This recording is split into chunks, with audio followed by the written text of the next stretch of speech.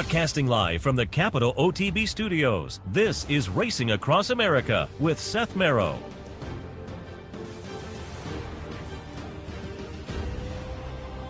Welcome to Racing Across America. I am Seth Merrow. Thanks for joining us. As always, we really appreciate your attendance, as it were.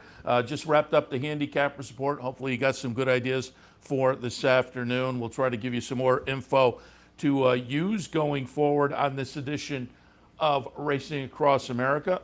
Excuse me. Going to have a little Triple Crown recap. Our friend Tim Wilkin was at Churchill, was at Pimlico, and was at Belmont last week for Derby, Preakness, and Belmont Stakes. So I thought we'd bring Tim in to kind of wrap it up and put a bow on Triple Crown 2021. So that's coming up a little bit later on. We'll be joined in a couple of minutes. However, Tim's going to join us live. Taped an interview, though, yesterday with Ron Gierkink. He's the Daily Racing Form correspondent for Woodbine. And with Woodbine kicking back into action today, I thought, hey, we'll get some season preview info from Ron, and also gives a couple of ideas for this afternoon's card as well at Woodbine. Before we get to that, just want to recap yesterday. If you were paying attention during the afternoon, our bankroll, we had the live cut-ins during the afternoon.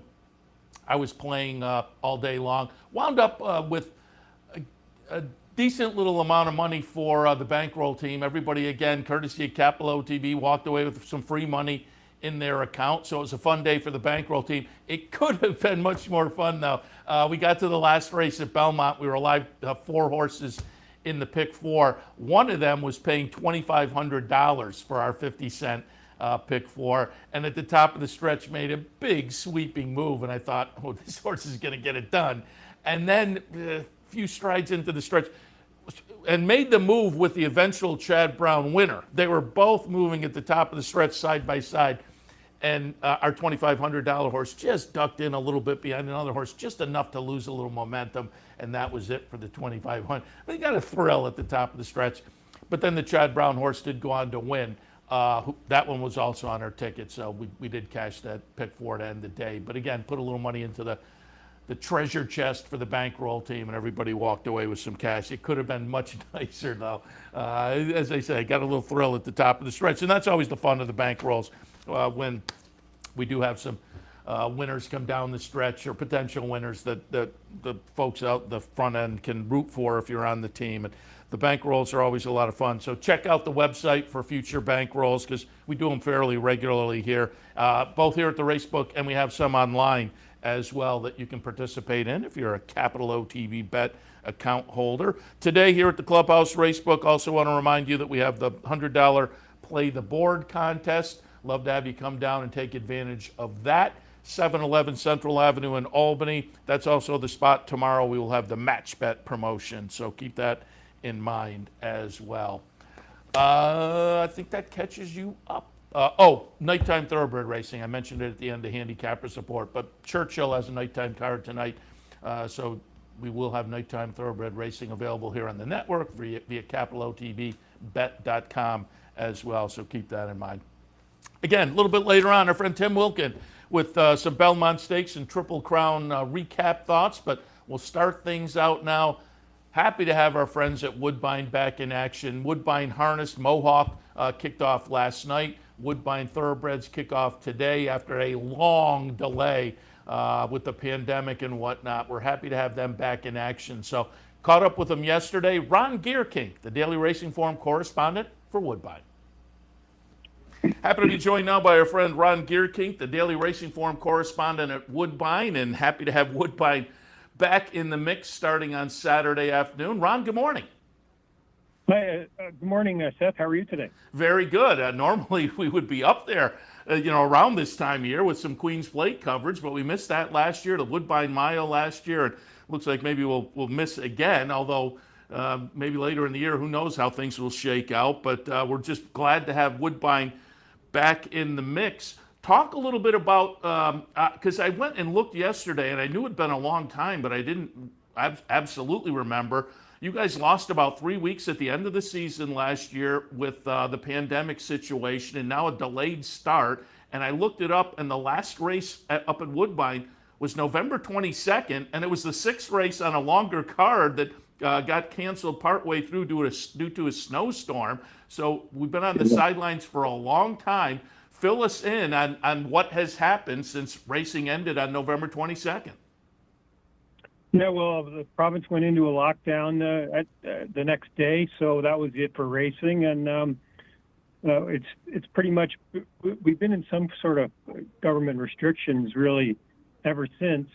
We were at the original opening day for this year was April 17th, and that got delayed when things went into a third wave here that got fairly serious, right? And then we planned on, they put out a condition book for starting on June 5th, and then that was delayed till 2 weeks after that, and then the province decided to open up a bit earlier.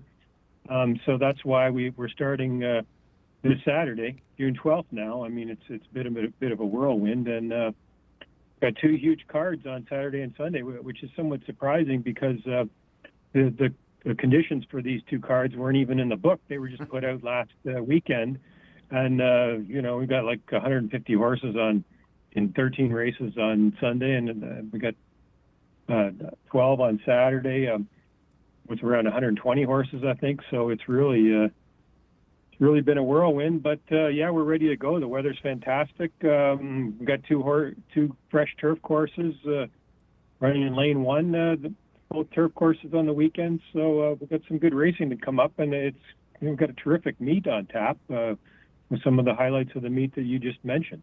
Yeah, I'm looking forward to, because I love Woodbine racing. I love those 20-cent increments into the pick plays. I know a lot of our customers do as well here at Capital OTB. So I'm looking forward to things getting back in action on Saturday.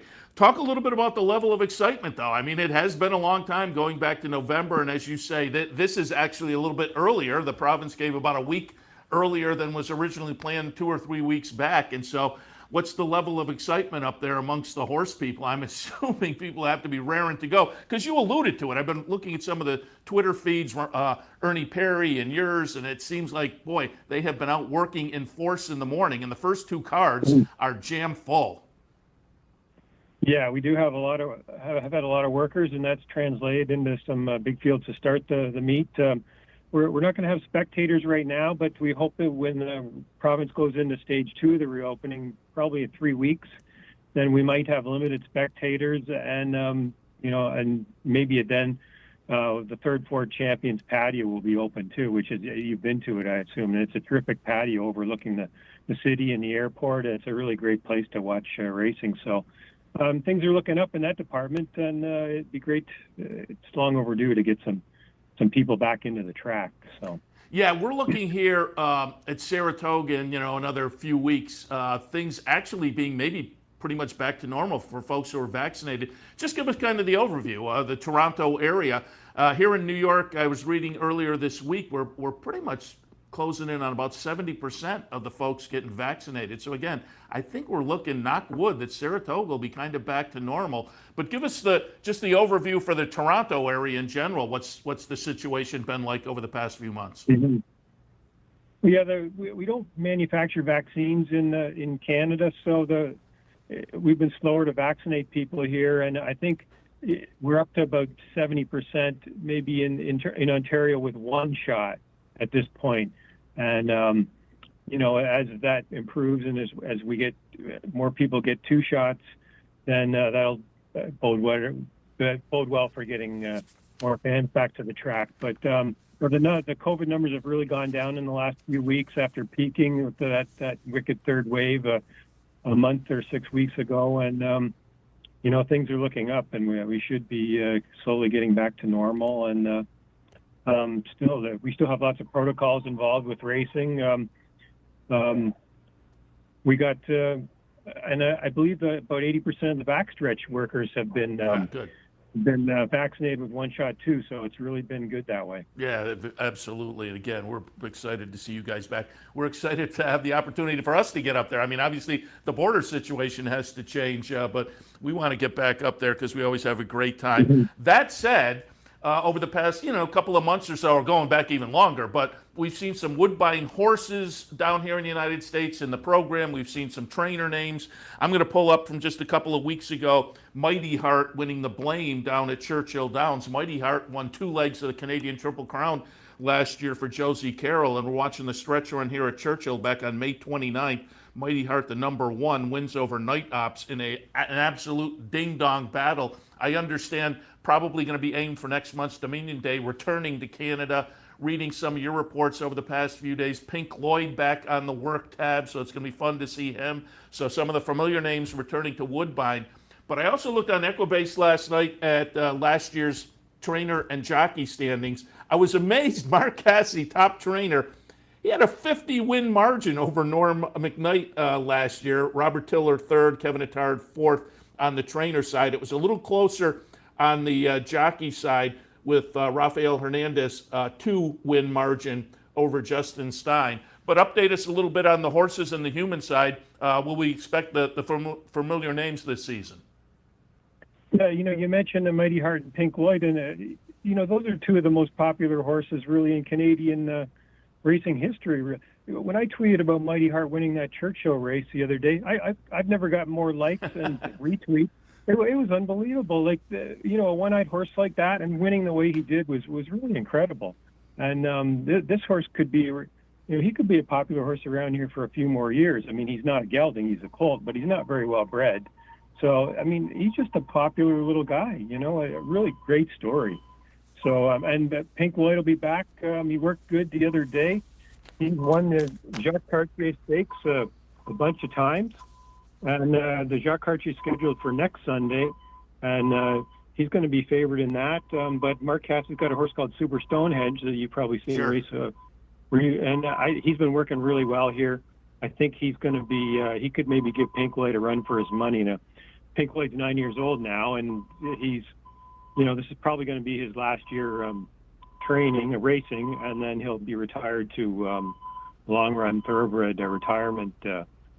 Farm here in Ontario. So, but it'll be fun to see those 2. And then we're going to have 4 stakes next weekend. The Whimsical Stakes will have Boardroom and probably Artie's Princess, who was champion female sprinter last year for Wesley Ward, and the Ramseys. She's a very fast horse, very good horse. So I expect, Wesley Ward could have a big week if you count Royal Ascot and the Whimsical Stakes. That's right. So, and two more stakes next weekend: the Star Shoot and the Woodstock, both for 3-year-olds and 3-year-old fillies. So a lot of good racing coming up. And on the jock side, again, Hernandez was on top. Stein, Kimura was 3rd last year. Emma Jane Wilson. We're expecting pretty much a similar jockey colony this year.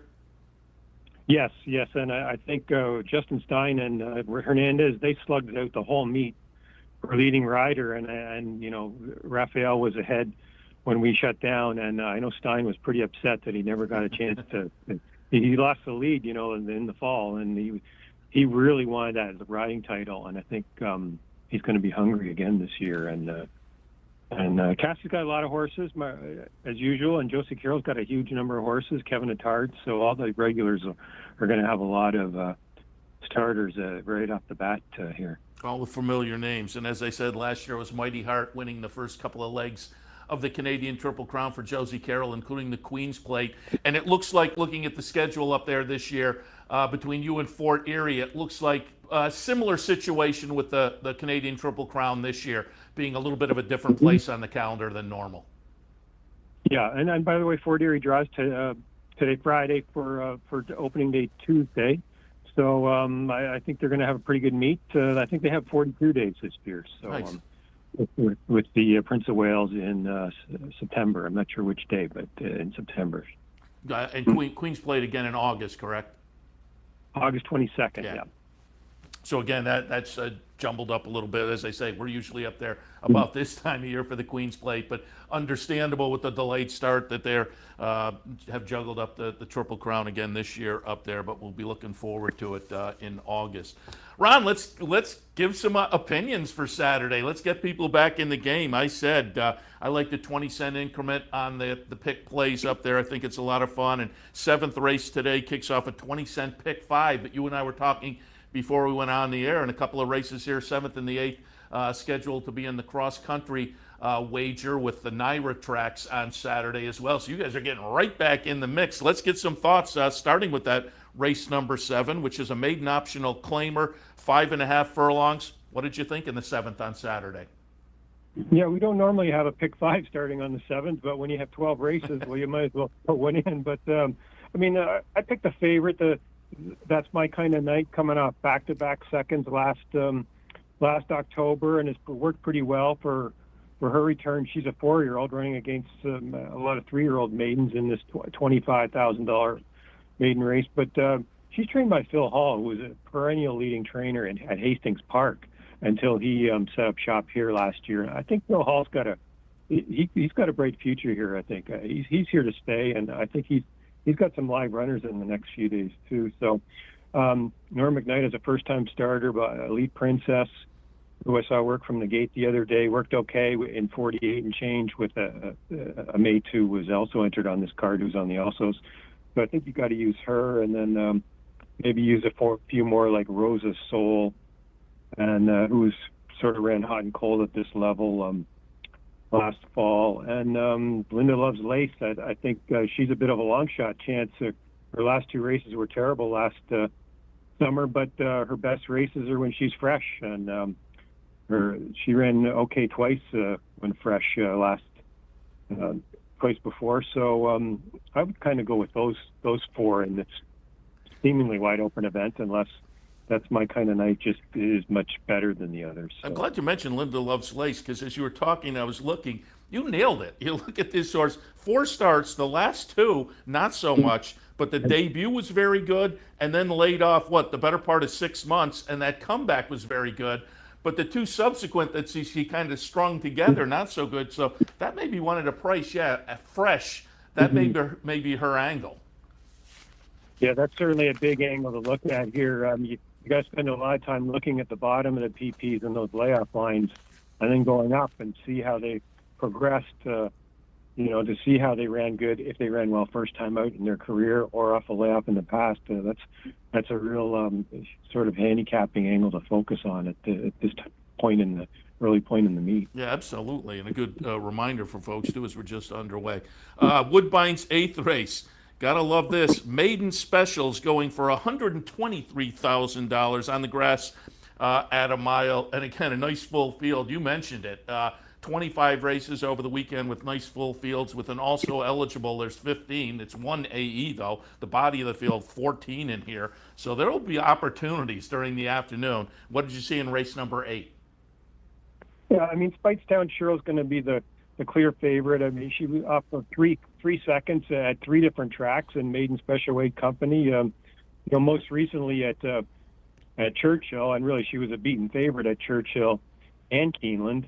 And her debut here on the Tapeta, she was second to Super Sensational, who ended up winning a stake in her next start and ran at the Fairgrounds over the winter and stake. But she's going to be the favorite. But with all those seconds, you got to try and use somebody else too. And I picked Astrological on top.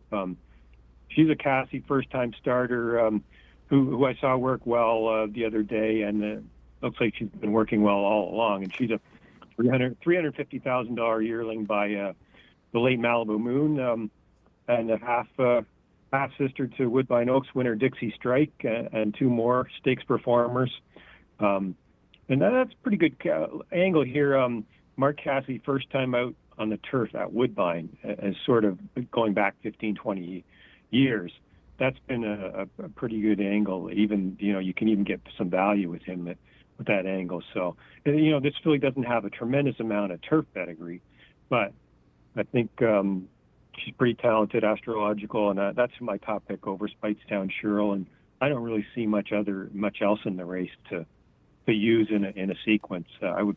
I'd maybe narrow it down to those 2. Well, if the morning line holds up, I think 6-1 is nice. That, for me, that's the old nature and nurture angle. You have some breeding there, and you have Mark Cassie who can get them ready for the first time. And the workouts are really nice. It's a nice, long, steady string of workouts with some that kind of pop out a little bit as well. So Astrological, number 4 in race number 8. Feature on Saturday, race number 9, an optional claimer with a C condition on the inner turf at 7.5. What did you see in the 9th?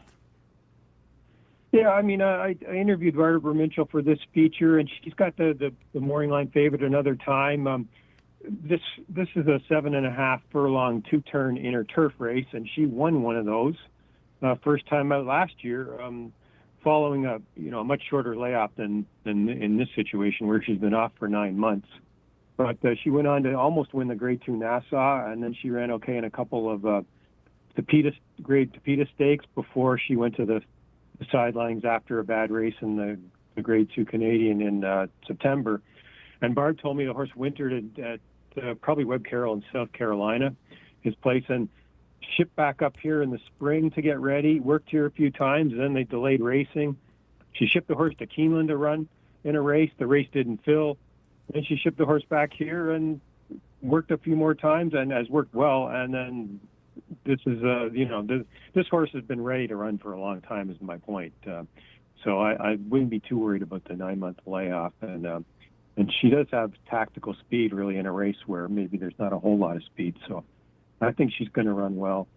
And Mark Cassie's got a couple of winter raced horses in the race, including Roman Doro and Oceans of Love. And I don't think Roman Doro really wants to go 2 turns. I think she's more of a turf sprinter in spite of her route sort of pedigree. And Oceans of Love is, she's coming off a mediocre race in January at Gulfstream, but she's been working well. And I guess the wild card in the race really is the French filly, Fiduciary, making her first start for Josie Carroll. And she was sort of an allowance type horse in France. And now she's adding Lasix. Juddmonte bred 4-year-old filly. I think she worked 5/8 in the Bullet 59 on May 31st, and I think she's live. So I guess if I went too deep, I would use another time, and then the Fiduciary, the sort of the wild card in the race. The Kevin Attard runner, Fleet Catherine's interesting to me because I say in the handicapping show a lot. Certainly 2-year-olds to 3-year-olds, but if you have a lightly raced 3-year-old like a Fleet Catherine, they get a little break like this, they can come back improved. And this horse tossed in a nice season ender last year, I thought. And if this horse comes back with improvement, so that one's interesting. But you mentioned Oceans of Love, the Mark Cassie runner, and you mentioned the workouts underneath that you were talking. I'm looking. May 29th, Bullet 58 and change, best of 131. And on May 22nd, a Bullet, best of 102. So that kind of jumps out at me as well. Oceans of Love, the Cassie horse. Yeah, she's been working right along, hasn't she? And Patrick Husbands was up for both of her wins, in 2019. So she's had a lot of stops and starts in her career, but looks like she's sitting on a good race, her 5-year-old debut. Again, nice full fields on a great return to racing up at Woodbine today, tomorrow as well, Sunday. And next week, you say stakes action gets underway, and we'll look for some of the familiar names there, certainly. And Ron, appreciate the visit, and good luck to you and everybody up at Woodbine on kicking the season off. We've been looking forward to it, and we're happy things are back underway, and hopefully over the next few weeks, things start to move more to normalcy, not just at the track, but around Toronto and Canada as well. And of course, we will talk again as the season progresses. Yeah, thanks for having me, Seth. Appreciate it. Ron Gierkink, Woodbine correspondent from the Daily Racing Form. Where's the best place to find your favorite teams, your favorite food, daily drink specials, and wagering on live horse racing? Legends Field Sports Bar, 711 Central Avenue, Albany. Get your game on day or night with 75 flat-screen TVs, tournament-style pool tables, a private banquet room, and live horse racing. So if someone asks you, where's the best sports bar in the capital region? Tell them Legends Field Sports Bar, inside the Clubhouse Racebook, 711 Central Avenue, Albany. The Capital Region has some of the most sophisticated horse racing fans in the country. That's why Capital OTB built the Clubhouse Racebook. Here you can wager year-round on the best horse racing from around the world. The Clubhouse also has monthly promotions including live bankrolls, handicapping contests, and so much more. Like sports? Watch your favorite teams on more than 30 screens in Legends Field Sports Grill. Food, sports, and the excitement of championship horse racing. Only at the Clubhouse Racebook, 711 Central Avenue, Albany. Capital OTB is now streaming live on Roku. The RTN Racing channel on Roku lets you watch OTB TV live through your Roku device or your Amazon Fire Stick, rather than being limited to computers and mobile devices, which means you can now watch OTB live wherever you are. Simply open Roku, scroll to find the RTN channel, then click on OTB TV. OTB TV on Roku. Try it now. Promised earlier, we're joined now by our friend Tim Wilkin, horse racing columnist, writer for the Times Union. Tim, good morning. Hey, Seth, how you doing? Pretty good. Happy to have you on for a little post-Triple Crown, post-Belmont Stakes conversation, because as opposed to last year, you were at all three of the events, and so I wanted to get a little overview of that and thoughts on the Belmont Stakes as well. And speaking of all three events, let's start right out. You were down at Churchill, you were at Pimlico, you were at Belmont. Compare and contrast a little bit as we now maybe hopefully are moving out of the pandemic situation. Just watching from afar and reading comments, it seemed like amongst the three, Churchill was maybe a little more of a Wild West, whereas Pimlico and Belmont were kind of easing into things with smaller crowds. But as I say, compare and contrast a little bit. Derby weekend, Preakness weekend, Belmont weekend. Sure. The at the Derby they announced the crowd as 51,000, and all the media people that were there, we would have bet our last dollar that there were many more there than that. But it just seemed almost normal because of the vaccination. I mean, I was at the Breeders' Cup last year.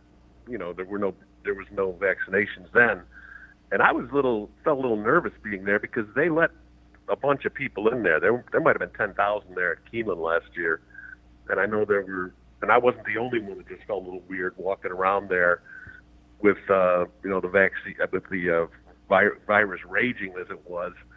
But fast forward to the Triple Crown, and it just seemed more normal. I mean, there were a lot of people walking around without masks on, and if you're vaccinated, you could do that. And it just felt safer. And then you go to the Pimlico, and they limited a lot more. There was only 10,000 allowed at Pimlico. And in New York last weekend, I think the attendance was 11,000 and change. They limited it as well. But it just felt, it really did, just having fans back into these racetracks just felt it just felt good to be able to see people walking around, doing their thing, betting the races and having a good time. As you know, we went through Saratoga last year with, it was like the Overlook Hotel in The Shining. There was no one there. And it was just eerie, to watch the Travers Stakes with, by then there were some owners that were allowed in, but to watch the Travers Stakes there in basically silence. And, because 'Tis the Law won the Travers last year, if they had had 50,000 people there, you wouldn't have been able to hear yourself think when he was coming down the lane with that dominating win. And I feel bad for the Saratoga people that really got robbed of that experience from last year. But just to get ahead of ourselves, it should be a lot better at Saratoga this summer.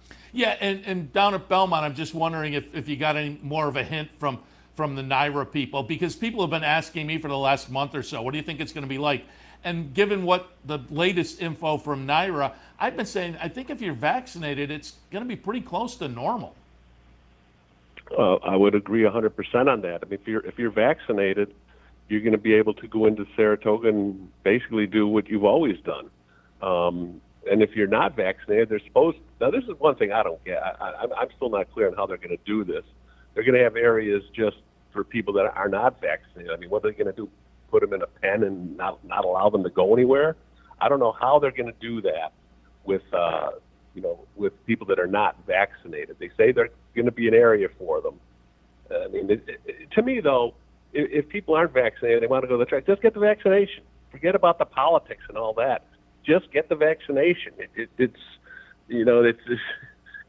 not that big a deal. I mean, I got mine. I think you got yours. Yep. I know a lot of people that have all theirs, and their noses aren't falling off their faces. I mean, it's a good thing to do. And if we want to get back to normalcy, that's the way to do it. And having a full house at Saratoga, and I think that there could be well over 40,000 people there on opening day this year. I think it's just going to be phenomenal. Yeah, I love the analogy. Day one at Saratoga last year, we were essentially Jack Nicholson and Shelley Duvall getting walked through the overlook. That's a very good analogy, and I agree with you completely. I have said it since last year.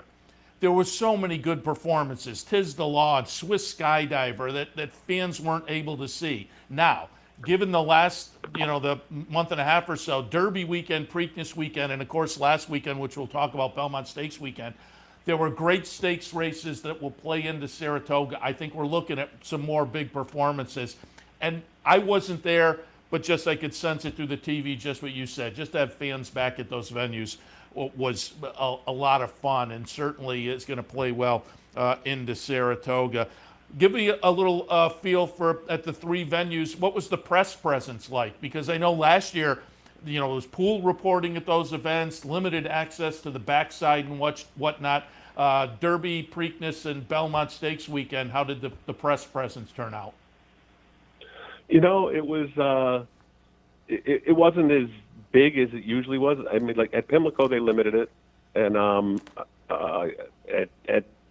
at Churchill it seemed like they did limit it as well, and Naira too. I mean, I don't know how many people they turned away from the media, but as far as access, it was like the virus never existed, really, because you had full access to the barn area, you had full access to these press conferences at all three, and it was just it just felt it just felt like normal. I mean, so many sporting events now are just what you deal with are Zoom calls, and you don't even see people.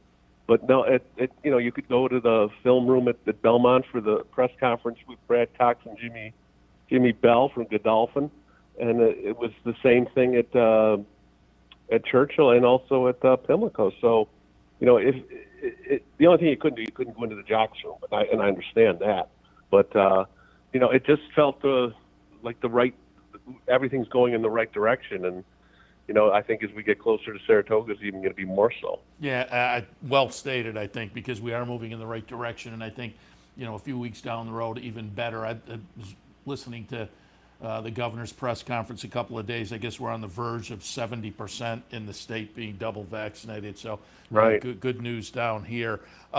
Let's talk a little bit let's touch on the Belmont Stakes and get your thoughts. We'll watch the stretch run, and somebody, I think it was my colleague Brian Adho, said that could have been one of the best second-place performances of the last decade, Hot Rod Charlie, after setting that early pace, being right up there on the hot fractions early. For him to give Essential Quality all he could ask for down the stretch, this was a great way to finish off the Triple Crown. Put a really nice exclamation point on it. I thought Essential Quality was the best three-year-old going in, so I tilted in that direction, and I think he proved it. I think halfway through the year, he's now clearly at the top of the class. But as I say, this was a great way to end the Triple Crown Series. What were your thoughts on the Belmont Stakes? Well, I agree with that 100%. I mean, the gutty performance by Hot Rod Charlie, I mean, he ran the fastest opening quarter in the history of the Belmont, 153 years. It was like 22:78 seconds. And the half mile, I believe, was the fastest since Secretariat. And for him to be around at the end just shows you the toughness of that animal. I mean, a lot of people are talking about, giving him the accolades in defeat, but still he did lose and he lost by a length and a quarter to Essential Quality, who is, without question, right now the best 3-year-old in training. I don't think there's any doubt with that. And the thing that's interesting too, Seth, is, Brad Cox had a horrible day before the Belmont. I mean, Caddo River was last in the Woody Stevens. Travel Column was last in the Acorn. Knicks Go was fourth in the Met Mile as a favorite. And he was second and third in the Phipps with Bonnie South and She Dares the Devil, but they were never going to beat Latruska. And I said to Brad after the Belmont, I said, I saw you after all those races and you didn't have your baseball cap on. He always wears a baseball cap, it seems, at all these big races. And he said, you're right. I wore it for the Belmont. And I said, how did that happen? He said he was back at the barn after the Met Mile, and he got a text message from one of his buddies. And his buddy said, you got to put the hat on. So he said he picked his blue and white Brad Cox racing hat, put it on his head, then he wins the Belmont. And he was laughing about it afterwards. He said, I asked him if he was superstitious, and he said, no, I think I just had the best 3-year-old, which he obviously did. But the way things are, when a barn is running cold, I'm sure he was nervous going into the Belmont, but I'm sure those nerves went away when he saw the performance, just the way that Essential Quality ran. I mean, he without question is the. How can you say he's not the best 3-year-old? He's been the most consistent, and if he were to, and he'll be up in Saratoga if he puts the Travers on his belt on that. How can he not be 3-year-old unless somebody steps up and does something crazy in the fall? But right now, it's his championship to lose. Yeah, going into the Belmont, I said the 3-year-old scene was a little bit in flux, but I thought Essential Quality was at the top of the class. He wins, he's clearly there, and maybe kicks off a summer, early fall 3-year-old season, with the Haskell and the Jim Dandy, the Travers, the Pennsylvania Derby ahead. I think things will firm up a little more. And he did firm things up on top. I don't know if I was putting a top 10 list together. I'm not sure who I'd have second and third at this point, though. Rombauer won the Preakness, but I don't know whether he has a better resume than Hot Rod Charlie necessarily. And so Essential Quality is on top, but I still think things are in flux and we'll sort out over the summertime for the 3-year-olds beyond Essential Quality. Hey, you might have to put his stablemate right in there, Mandaloon. Yeah. I mean, he ran a very good second in the Derby, and he could end up being the Derby winner when the Medina Spirit mess finally clears, and that could take forever, as we all know. But Mandaloon will be racing Sunday in the Pegasus in Jersey as his prep for the Haskell, because Brad wants to keep them separated for as long as he can. And it looks like, because Churchill's putting in that new turf course, everybody's got to be off the Churchill grounds the first week in July. So, like Brad Cox is sending his whole barn up to Saratoga early. He's going to be up there. God, he said that all his big horses are going to be training at Saratoga all summer long. So, that'll be something that people around here, I'm sure, will be happy to hear. And we could see Essential Quality run twice at Saratoga. Brad isn't positive what he's going to do yet. I mean, he could train the horse up to the Travers, and he also could, run him in the Jim Dandy. He says the horse is going to be the one that tells him what he's going to do, just like he did with running in the Belmont. I mean, he was at first, after the Derby, Jimmy Bell from the Godolphin came out and said their main goal was the Travers. But, after watching the horse train, and Brad said, I can't keep this horse on the ground, up till the Travers, or the Jim Dandy. He goes, I got to run him in the Belmont. And, he's said many times that the first time he saw Essential Quality train at Keeneland, that horse was going to win the Belmont Stakes. And, he became pretty prophetic and showed that his crystal ball was right on with that. But I also said to him, I said, "You really thought that, huh?" He goes, "Well, I probably said that about a bunch of horses, but this is the first time that that was the first horse he ever ran in the Belmont was Essential Quality." So he's got a very loaded animal in Essential Quality, and he's going to be tough to beat.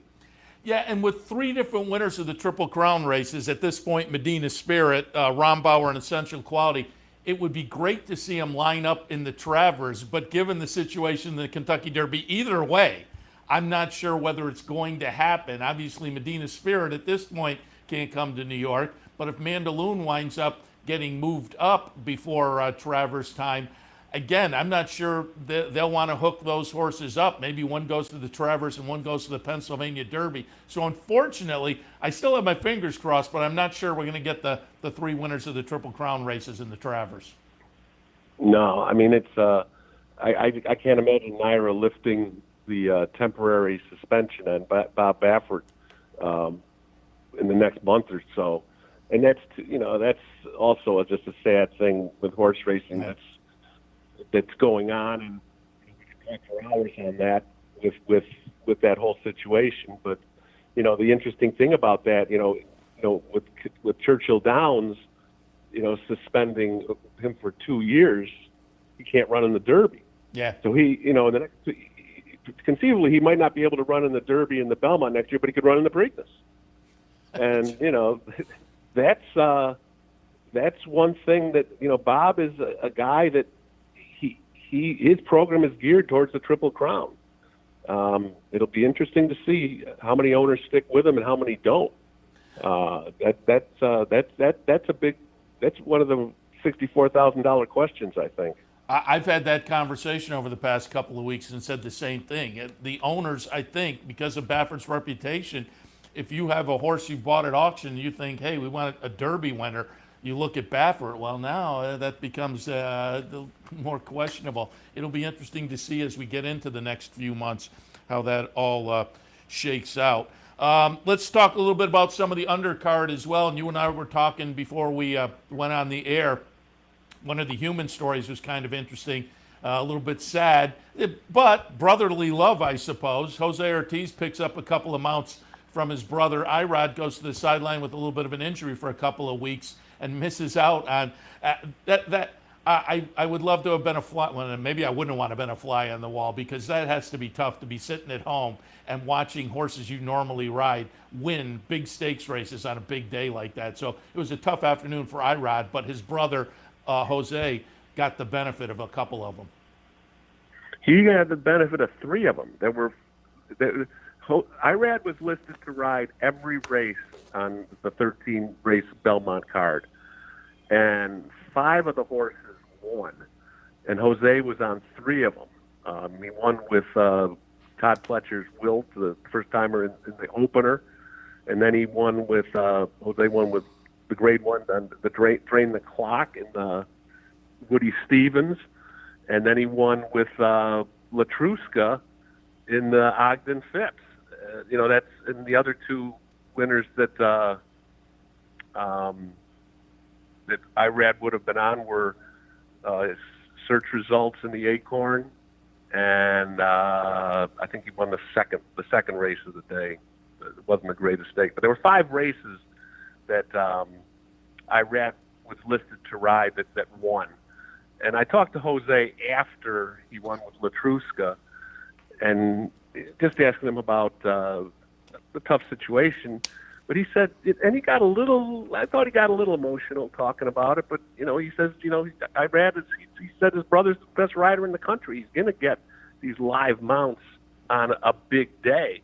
And, he said he talked with Irad about each one of the mounts that he was riding instead of his brother. Kind of reminded me of in Seabiscuit when Gary Stevens was talking to Toby Maguire before the match race. But it was, unfortunate, but, it's also fortunate that Irad wasn't hurt worse. I mean, because that was an ugly spill. I mean, when, he got kicked in the back of the head by a trailing horse, and that was, if they didn't have the modern technology that they have in helmets now, God, it could have been so much worse. But he was just banged up a little bit, and thank God that he's okay and probably be back sometime maybe next weekend. So, it's unfortunate for Irad, but it was pretty fortunate for his brother, and I think and Javier Castellano, and also I believe Flavian Prop were the other two guys that got wins on horses that Irad was going to be on. And mentioning the Phipps race that was won by Latruska. Yeah, maybe we can pull up the replay of that while you talk to it, because this was one of the better performances of the afternoon, certainly, and another one that put a horse at the top of the division. She's clearly at the top of her division now. Yes, she is, and she's just fast. She breaks out of the gate and just dares anybody to come and catch her, and that didn't happen in the Phipps. And granted, the race did lose a little bit of its luster when Swiss Skydiver and Valiance came out a few days earlier because of elevated temperatures. I mean, it would have been Valiance's first start since she was second in the distaff last year for Todd Fletcher. And we all know what Swiss Skydiver did last year, winning the Alabama and then the Preakness. She is supposed to be pointed towards Saratoga. Swiss Skydiver, Latruska is also probably headed to Saratoga, maybe in the Personal Ensign, and they could meet there on Travers Day. But yeah, Latruska certainly proved to me that she is without a doubt a very, very quality animal. I mean, I wasn't sold in the race before the Apple Blossom, I believe it was, where she won, but I still wasn't sold. But she is fast and she is good, and it's gonna take a very, very good horse to beat her, because I think she's only going to get better. She's won, I believe now, 14 of 18 career starts on dirt, so she's going to be tough to handle as we move forward, without a doubt. Yeah, she's one of those horses who I say made the weekend, stepped to the top of her division with a win, and probably, as you say, plays into some Saratoga as well. Another race that you mentioned a little bit earlier, we can pull up the stretch run maybe to the Woody Stevens, because, boy, this was a ding-dong battle between Jackie's Warrior, who I've liked this year right along off of what we saw at Saratoga last year from Jackie's Warrior. But Drain the Clock gets up at the wire. The chart margin and neck, they are well clear of the third-place finisher. So it was a nice performance by both of these, and you would have to think one or both wind up in one or both of the Amsterdam and the Alan Jerkins up at Saratoga. So I'm looking forward to seeing these two up at Saratoga as well, hopefully matching up again. I would think that's the path they're going to go.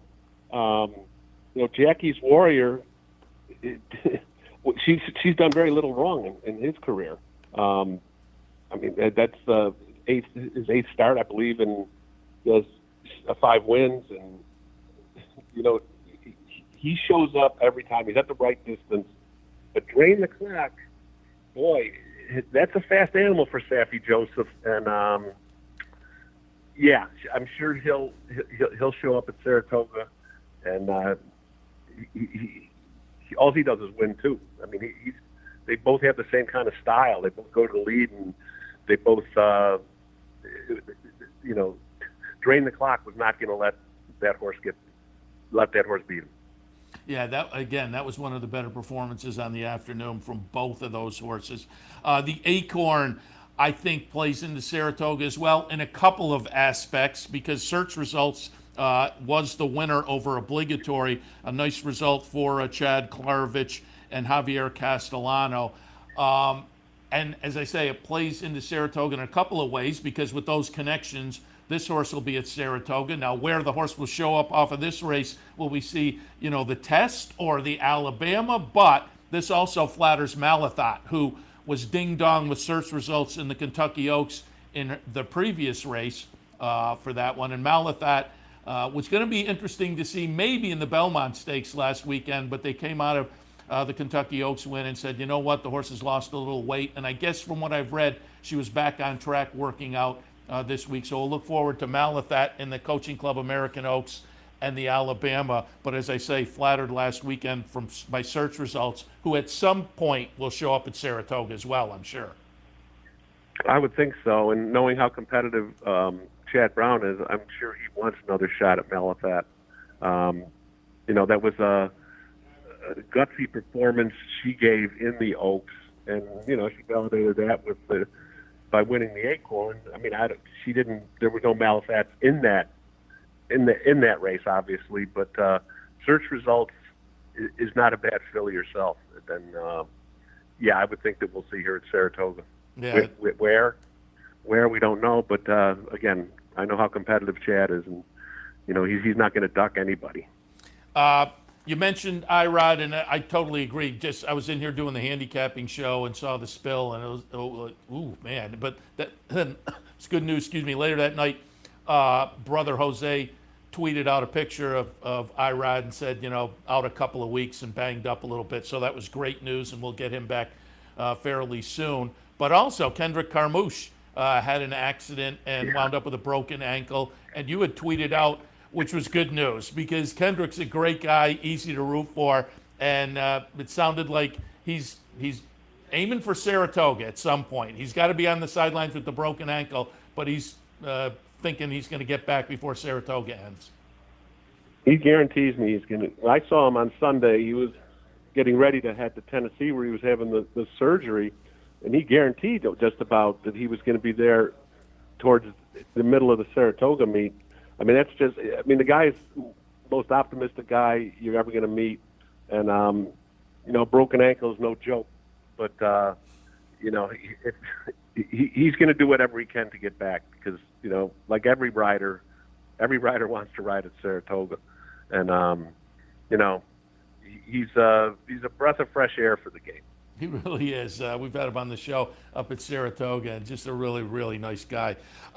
Before I let you go, we've kind of alluded to it, and I'll just get an overview of the Triple Crown weekends, the entire picture, going back to Oaks Derby weekend at Churchill, Black Eyed Susan Pimlico weekend, Preakness weekend at Pimlico, and the entire Belmont Stakes weekend that kind of kicked off on Thursday with stakes action, went right through the weekend down in New York. And as I say, we kind of mentioned it earlier, between the Derby and the Preakness, the air kind of got sucked out of the room with the Baffert story.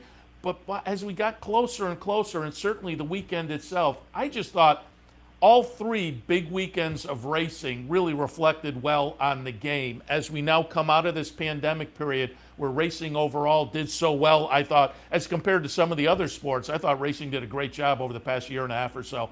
But I thought Derby weekend, Preakness weekend, and Belmont Stakes weekend, hats off to the officials at all three racetracks, the connections and whatnot, because I thought the stakes action just elevated the game to a level it really needed going into this summer as we move out of the pandemic.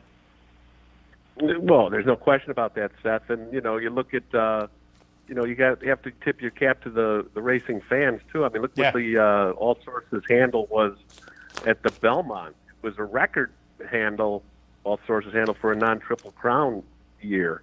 That tells you people are paying attention. People want to play the game. And, the fact that, a lot of people are turned off by some sports and not wanting to watch sports during this time, that's not the case in horse racing. They're betting with both fists, and that's a good sign for things getting back to normal. And I can't imagine what the handle might be at Saratoga this year. Yeah, looking forward to it. It might be through the roof. It won't surprise me at all, and I'm looking forward to getting back and being a little. I'm going to miss our auxiliary press box. I'm going to miss our little dining room setup there, which was very nice. But it'll be nice to have the fans back in the facility. And Tim, appreciate the recap on Triple Crown season and the Belmont Stakes and whatnot. And we'll see you in a couple of weeks up in Saratoga.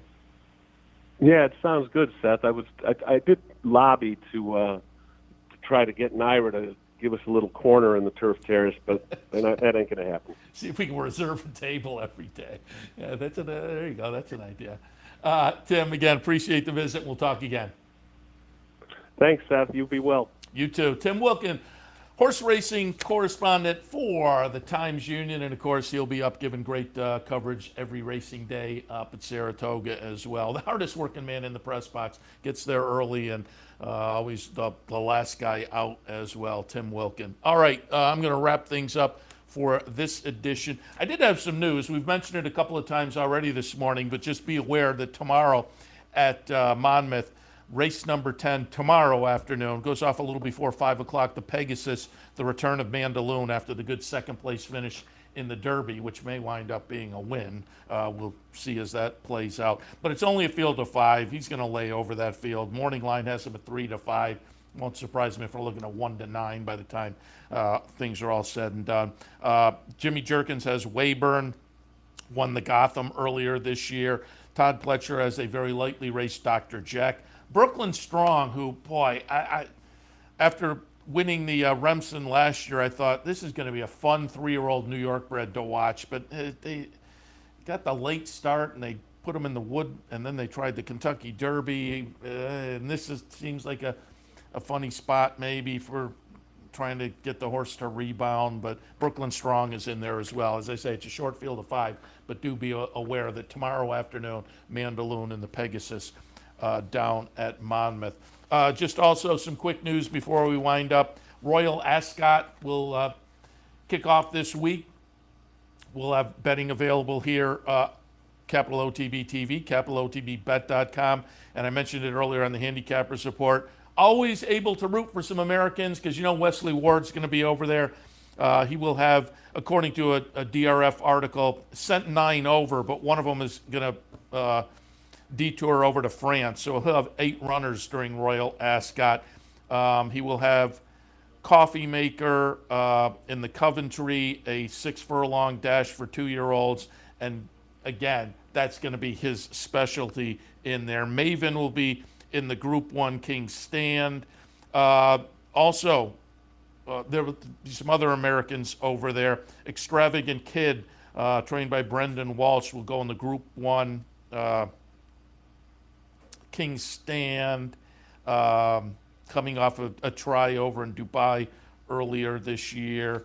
Palace Pier is going to likely be the favorite for the Queen Anne, also in that race. Order of Australia, who upset the Breeders' Cup Mile last year. Wesley Ward has a recent turf sprint winner at Belmont, Twilight Gleaming in the Group 2 Queen Mary coming up during Royal Ascot. Thursday has the 2.5-mile Gold Cup, so Stradivarius has to be in there, and he certainly will show up. The Group 1 Coronation will feature Campanelle, who goes out for Wesley Ward and won the Group 2 Queen Mary at Royal Ascot last year. So there will be some Americans to root for. It's always fun. We are talking international racing of the highest level, the 5 days of Royal Ascot. And again, you can catch it here on the network next week.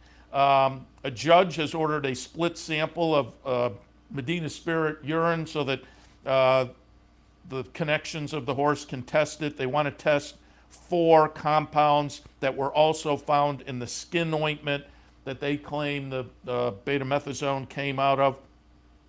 And Baffert's attorney said in the proceedings that were held in front of the judge, a judge has ordered that they come up with some kind of a plan to split the sample. Otherwise, next week, he'll decide for them. But Baffert's attorney said to the judge that he believes that if they test and find evidence of other substances from this ointment, quote, it will lead to, quote, mitigating circumstances, unquote, that could lead to Baffert being, quote, unquote, exonerated. That may be stretching it a little too far. I mean, even if they prove it's the ointment, it still has the banned substance in it. So I don't know whether that's exactly an exoneration, but that's where the case stands at this point. Tim mentioned it earlier, Swiss Skydiver, according to the Daily Racing Forum, heading up to Saratoga for training. As Tim mentioned, they're going to be closing the barns at Churchill while they do construction on the turf course down there when this current meet ends. So Swiss Skydiver will be essentially spending, I would imagine, most or all of the meet up at Saratoga, and look for that one in the personal ensign. And Linda Rice was granted a temporary restraining order and will continue to train while that goes on. Earlier last week, the New York Racing Board upheld the license revocation for Linda Rice, but she applied for a temporary restraining order. She has that, so she will continue to be able to enter horses while that plays out. So there you go. You're updated on news. Once again, do want to remind you that today here at the Clubhouse Racebook, the Play the Board contest. A lot of fun. I usually go out and grab an entry sheet, and I can't officially enter, but I put my thoughts on my entry sheet and tweet it out just to play unofficially, and it is a lot of fun. And you can come down and maybe win a little extra money this afternoon. Play the Board contest, Clubhouse Racebook, 711 Central Avenue in Albany. Same spot that tomorrow we will have the match bet promotion, Sunday afternoon. Clubhouse Racebook. Again, Thoroughbred Racing available tonight here on the network and via CapitalOTB.com. And Churchill has an evening card that will kick off at 6 p.m. I'll be back in about an hour and a half or so with OTB Live for a Saturday afternoon. We'll take a look at a little Belmont, maybe a little Monmouth. We'll toss some other action in there as well for Saturday racing here on the network. I will wind things up, however, for this edition of Racing Across America. I want to thank Tim Wilkin for jumping on board for a little Triple Crown recap, and also Ron Gierkink from the Daily Racing Forum up at Woodbine to give us a little preview of the upcoming season, some ideas for the kickoff card this afternoon at Woodbine. Really looking forward to the return of Woodbine. I love the 20-cent increment pick bets. You'd think value might get sucked out of them, but if you can find something clever, even at that increment, you can wind up with a kind of a fun payout in some of those pick bets up at Woodbine. They kick off also with the 2 turf courses, a lot of great turf racing up there. And I was curious when they announced, hey, we're back, and they actually were not supposed to come back until next week, but a few days ago they got an okay from the government to start a little early. So I was curious to what the cards would be like. They're blockbuster. I mean, full cards, full fields, so there will be some opportunities, you would think, to make a little bit of money up there at Woodbine over the next couple of days and going forward as well. All right, Racing Across America for a Saturday morning. I'm Seth Merrow. Again, always appreciate your tuning in. We'll wrap it up for this edition, but again, be back in about an hour and a half with OTB Live. We'll see you then.